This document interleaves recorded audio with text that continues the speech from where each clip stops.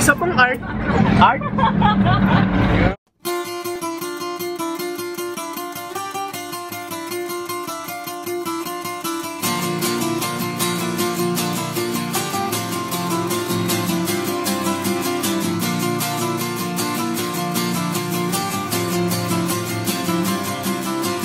Last night's dream, we rode our bikes to our treehouse by the sea, and there we laid and said we'd never leave.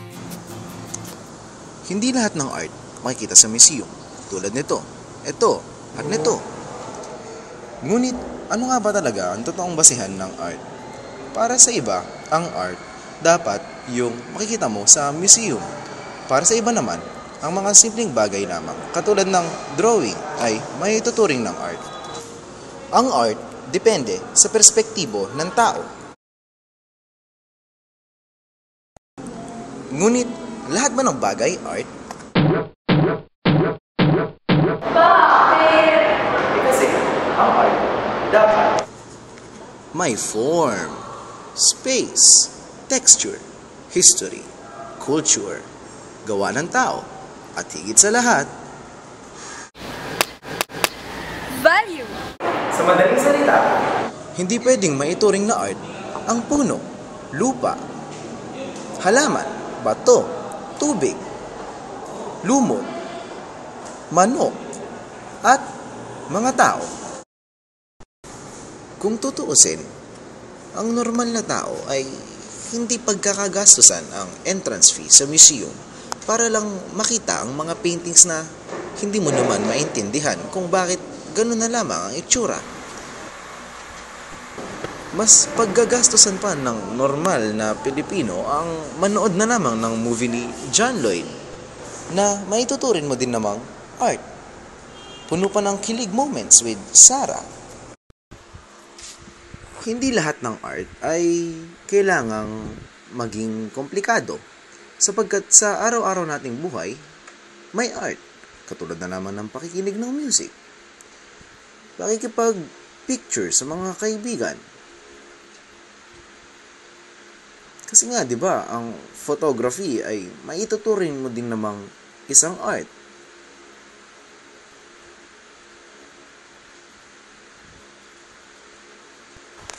Kahit ang theater.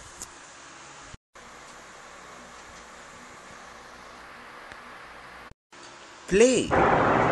wag! Bitiwan mo ko! Wag! Bitiwan mo! Aray! Martial arts. At kahit ang pagsayaw. Hindi porket art ay boring. Kasi pwede mo namang paglaruan ang ibig sabihin ng art. Depende sa perspektibo mo kung paano mo ito i-interpret, ika nga.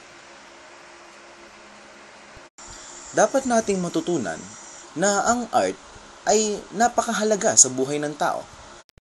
Si Rizal ay binigyang halaga ang art sa pamamagitan ng pagsulat ng kanyang speech o brindis na nagbibigay alay sa dalawa sa pinakamahusay na national artist ng bansa, si Juan Luna dahil sa kanyang Spolarium at si Felix Resurrection Hidalgo dahil sa kanyang painting na napakahaba ng title.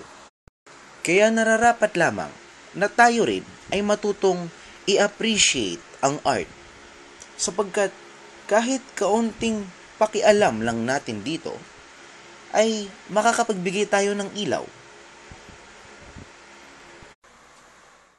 Kaya wag mong titignan ng art sa iisang view lamang, sapagkat malamang na ikaw lang ay mayamot. Depende nga ito sa iyong perspektibo. Kaya appreciate art.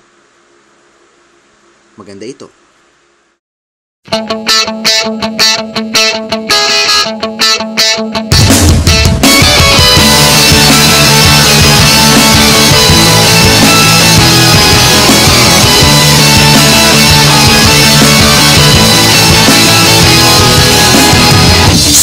Let's change our luck. This night is all that we've got. Drive fast until we crash this dead end life. Sweet dreams